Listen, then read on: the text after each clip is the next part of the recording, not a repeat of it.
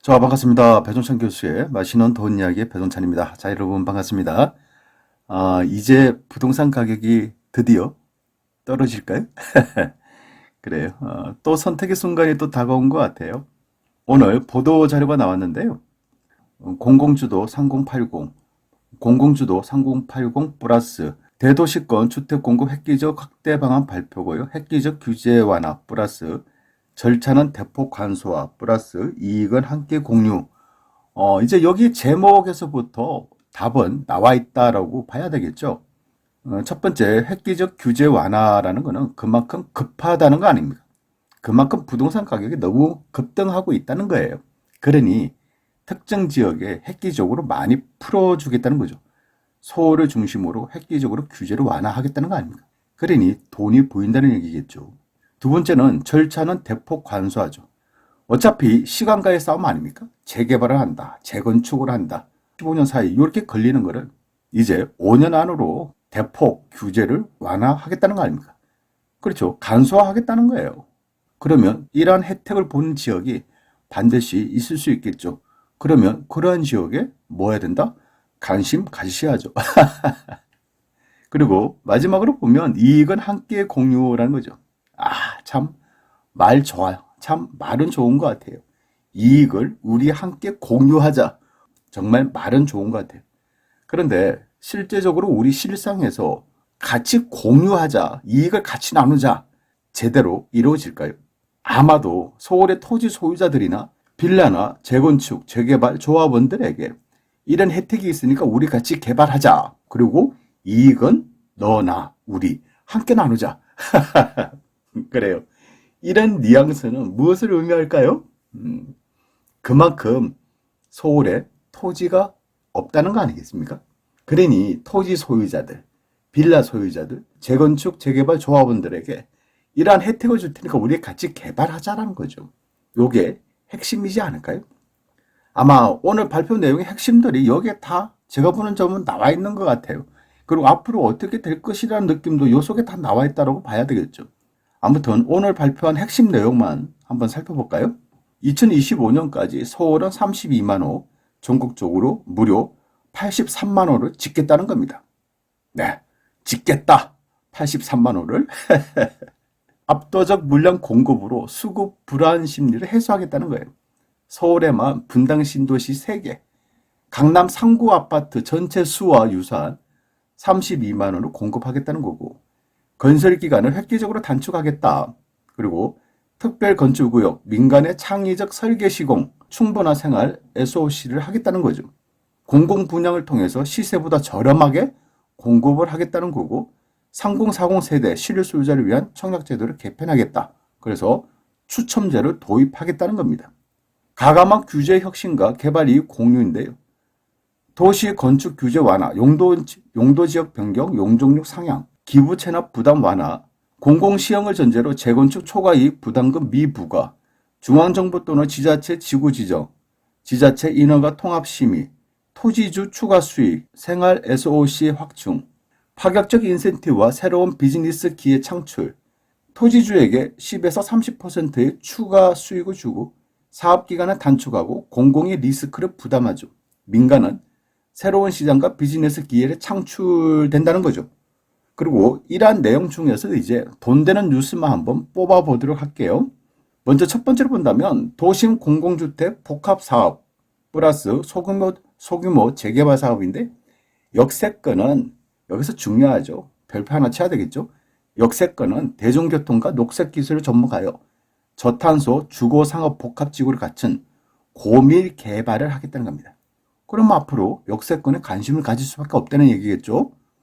또한 역세권 중공업 지역, 저층 주거지, 용적률을 상향하고 기부 체납 제한 등을 통해 사업성을 대폭 제고하되 토지 소유자에게 기존 자체 사업 추진 방식 대비 10에서 30%의 높은 수익률 및 아파트 상가 우선 공급을 보장할 계획이라는 겁니다.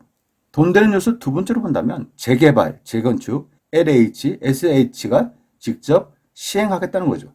조합원 가반수 요청으로 공기업의 정비사업 시행이 시작되고 조합 총회 및 관리처분 인가 절차 생략, 통합심의 등이 적용되어 기존 13년 이상의 사업 기간이 5년 이내로 대폭 단축된다는 얘기입니다. 특히 이 사업은 1단계 종상향 또는 법정 상한 용적률의 120%를 상향해주며 재건축 조합은 2년 거주 의무 미적용, 재건축 초과이익 부담금 미부과 등을 통해서 사업성을 대폭 개선하겠다는 겁니다. 돈 되는 뉴스 세 번째로 본다면 공공택지 신규 지정인데 전국 15군데에서 20곳에 약 26만 호 내외 신규 공공택지를 확보하겠다는 겁니다. 요거도 이제 지방에 계시는 분들 입장이라면 요거도 이제 별표를 치셔야 되겠죠. 신규로 공공택지에 아파트를 짓겠다는 거 아닙니까? 돈 되는 뉴스 네 번째로 보면 3040 무주택 실소유자를 위한 총 물량 중에서 70에서 80% 이상을 분양주택으로 하고 일반 공급 비율을 상향 50%, 순차제, 가점제에서 추첨제로 30%에서 50%로 공급하겠다는 겁니다. 추첨제의 참여 요건은 3년 이상 무주택 세대 구성원이라는 거죠. 어떻게 보면 청약 점수가 안 되시는 분들, 이럴 경우에는 서울에서 아파트 분양받는 거 거의 뭐 어렵지 않습니까? 그런 사람들한테 이제 뭐 한다? 뽑기를 하겠다는 겁니다. 그러니까 30대, 40대의 무주택자 분들이 지금 기존에 있는 아파트를 사지 말고 뭐 해라? 뽑기를 노래라는 거죠. 새 아파트를 분양받아라. 그런 기회를 뽑기로서 주겠다는 거죠. 추첨제를 하겠다는 거니까. 나머지 뉴스를 본다면 도시재생 사업 방식 개선 약 3만 호, 단기주택 확보로 약 10만 1,000호, 공실 호텔이나 뭐 오피스, 다세대 등 이걸 이용해가지고 단기주택을 이제 확보하겠다는 거고, 강력한 투기 방지 대책 시행을 하겠다. 그리고 민간 기업에도 새로운 시장과 비즈니스 기회를 창출하겠다는 거죠. 이상까지 오늘 정부 대책에 대해서 알아봤는데요. 어때요, 여러분? 집값이 떨어질까요? 공급 쇼크 맞죠? 뭐 갑자기 뭐 83만 원을 공급하겠다. 쇼크는 쇼크죠. 다만 이러한 주택 공급 계획을 좀 자세히 살펴보면 계획대로 잘 이루어질까라는 그런 생각을 해볼 수도 있겠죠.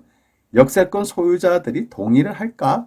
또한 재개발, 재건축 조합원들이 동의를 할까? 수익은 어떻게 나눌까? 만약에 동의를 안 한다면?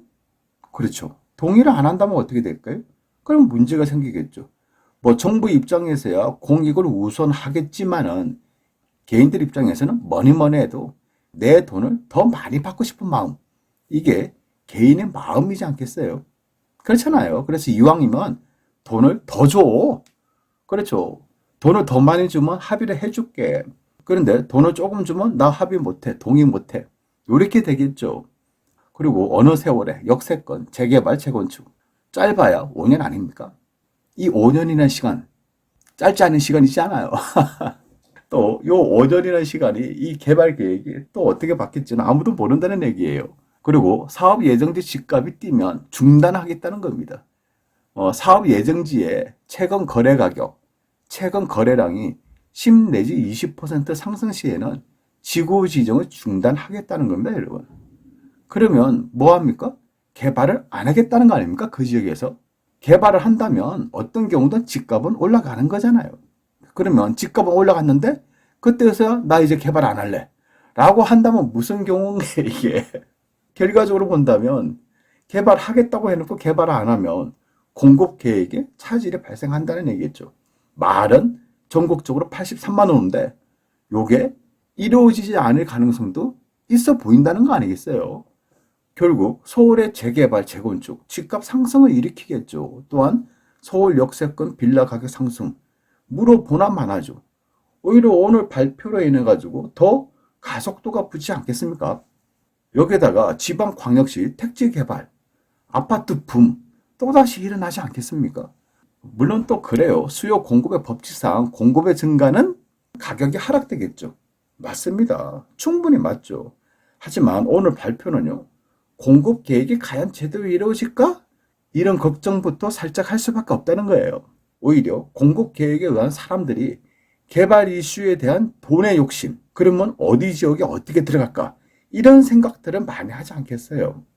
그러면 그 해당되는 지역, 해당되는 아파트 가격들은 또다시 상승할 것이고, 그러면 그 지역의 토지 소유자들하고 조합원들에게 어떠한 타협과 어떠한 합의를 볼 것인지, 그러한 타협과 합의가 쉽게 이루어질 수 있을 것인지, 이런 부분까지도 생각할 수밖에 없다는 얘기죠.